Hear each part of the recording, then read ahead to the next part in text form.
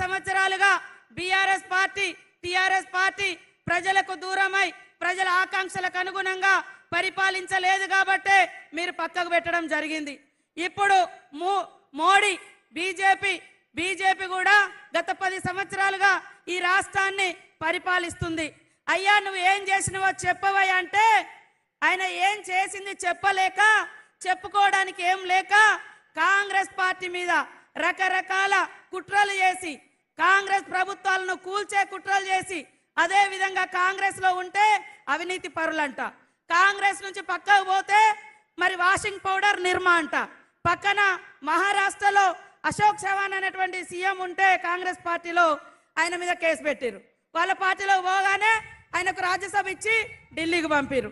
మరి ఇవాళ ఏమంటున్నాడు, కాంగ్రెస్ వస్తేనట పేదోళ్ళ దగ్గర పుస్తకాలు గుంజుకోనట ఇంకొక ముస్లిం కమ్యూనిటీకి ఇస్తారంటారు।